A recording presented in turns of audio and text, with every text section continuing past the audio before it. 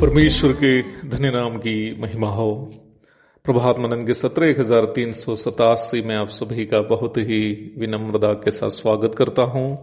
आइए आज का मनन के लिए हम एक और बार पढ़ते हैं पहला तीमुथियुस अध्याय 5 पद 21। परमेश्वर और मसीह यीशु और चुने हुए स्वर्गदूतों को उपस्थित जानकर मैं तुझे चेतावनी देता हूं कि तू मन खोल कर इन बातों को माना कर और कोई काम पक्षपात से ना कर। कलीसिया में किसी सदस्य पर विशेषकर अगुवाई करने वालों पर अनुशासन के कदम उठाने के संबंध में कुछ बातें हम कल मनन किए थे। दो बातें इस संबंध में पौलुस वहां विशेषकर बताया। मन खोलकर ये निर्णय लिया जाना चाहिए। इन बातों पर जो भी विचार विमर्श किया जाता है उसे मन खोलकर किया जाना चाहिए, अर्थात किसी प्रकार के पूर्व निर्धारित योजना के तहत नहीं लिया जाना चाहिए, बल्कि बातों को पूर्ण रूप में समझकर सही और गलत को पहचान कर सही तथ्यों के आधार पर निर्णय लिया जाना चाहिए। दूसरी बात, निर्णय पक्षपात रहित होना चाहिए। यह दो बातें खासकर पौलुस तीमुथियुस को समझा रहा है। पहली बात, निर्णय लेते वक्त निर्णय लेने वालों की मानसिकता क्या होनी चाहिए। दूसरी बात, निर्णय किसी के पक्ष पकड़कर नहीं होना चाहिए, बल्कि सबूतों के आधार पर होना चाहिए। आज के प्रभात मनन में मैं ये कहना चाह रहा हूं कि सबूतों के आधार पर पक्षपात रहित होकर भी अनुशासन के कदम उठाते वक्त उस व्यक्ति के प्रति हमारा मकसद क्या होना चाहिए, अर्थात अनुशासन के कदम उठाने का उद्देश्य क्या होना चाहिए। पहला कुरिन्थी 16:14 में हम इस प्रकार पढ़ते हैं, जो कुछ करते हो उसे प्रेम से करो।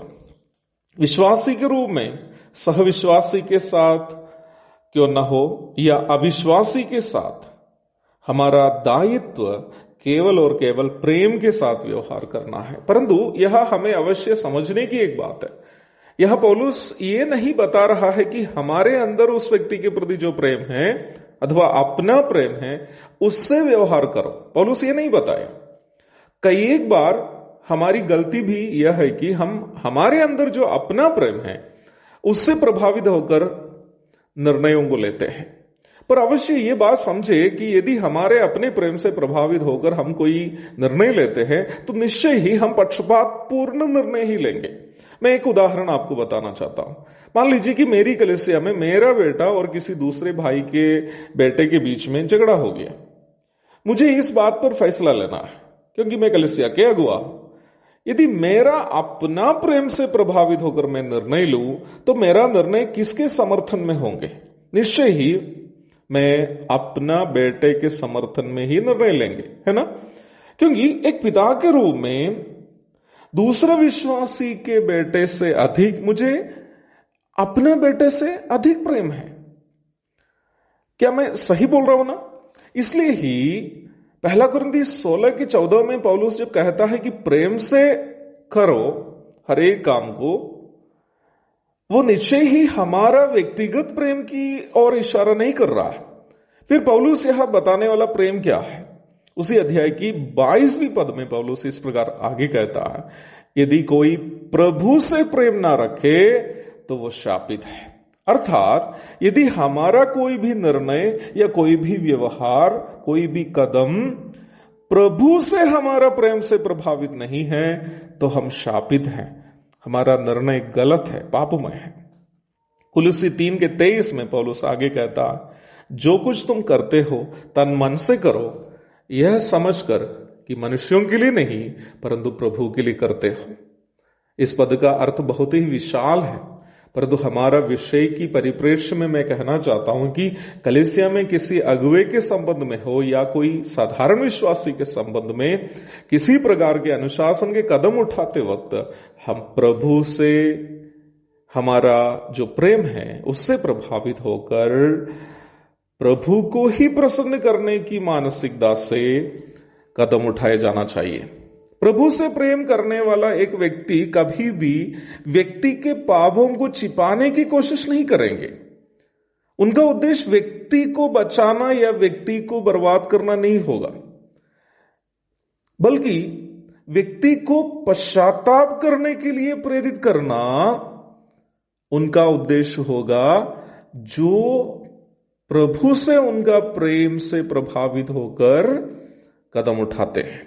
कलीसिया में लिया जाने वाला किसी भी प्रकार के अनुशासन का कदम पाप किया हुआ व्यक्ति को बचाने के लिए भी नहीं होना चाहिए, ना ही बर्बाद करने के लिए, बल्कि पश्चाताप कराने और उस व्यक्ति को प्रभु के करीब की ओर पुनः लाने के लिए होना चाहिए।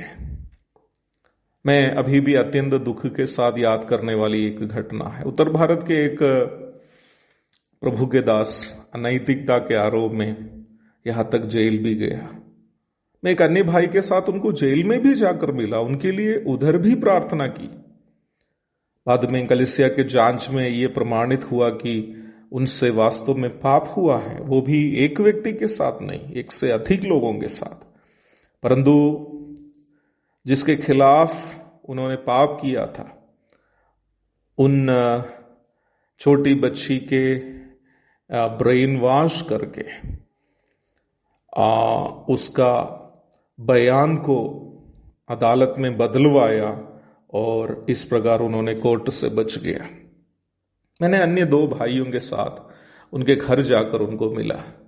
मैंने उनसे कहा, भैया आप पापों को मानकर कलीसिया ने जो अनुशासन का कदम आपके खिलाफ उठाया उसके अधीन रहिए। प्रभु आपको ठीक समय पुनः इस्तेमाल करेगा। मैंने उनके घर में जब प्रार्थना कर रहा था, मैं रो पड़ा था, क्योंकि मेरा हृदय तड़प रहा था कि इस व्यक्ति को पश्चाताप की ओर अगुवाई करें। परंतु उन्होंने ना ही मेरी प्रार्थना का उद्देश्य को समझा, ना ही कलीसिया के निर्णय को स्वीकारा। उल्टा कलीसिया से अलग होकर अपने ही घर में एक अलग सभा शुरू किया और समय मिलने पर मेरा बदनाम करना भी भूला नहीं। दुखजनक बात यह है कि प्रभु के खिलाफ और कलीसिया के खिलाफ किए जाने वाले इस प्रकार के हठीले व्यवहार को समर्थन करने के लिए भी अपरिपक्व लोगों की कमी मसीहत में नहीं है। इसलिए नहीं है क्योंकि न पाप किया हुआ व्यक्ति को और ना ही उनका समर्थन करने वालों को ये इच्छा नहीं है कि पाप किया हुआ व्यक्ति पश्चाताप करे और प्रभु के करीब आए। केवल अपनी ही अभिलाषाओं की पूर्ति करने की इच्छा इस प्रकार के लोग रखते हैं। मसीही कलीसियाएं बर्बाद हो जाने का एक मुख्य कारण ऐसे नेतृत्व है जो पश्चाताप नहीं करते हैं, और ऐसे विश्वासी लोग हैं जो पश्चाताप नहीं करने वालों का समर्थन करते हैं। इसलिए कृपया कलीसियाओं में अनुशासन का कदम उठाते वक्त इस लक्ष्य से उठाइए कि पाप किया हुआ व्यक्ति पश्चाताप करे और प्रभु के करीब आए और अपने कमी गटियों को सुधार कर प्रभु के समान अपने आप को बदलने के लिए वो प्रेरणा पाए। उसके लिए यदि उनको संगति से कुछ समय के लिए अलग रखना जरूरी है, वो भी अवश्य लेना है। एक और शुभ दिन की धन्य कामनाओं के साथ आज का मनन का मैं यहाँ पूर्ण विराम करता हूँ। प्रभु आप सबको आशीष दे। आमीन।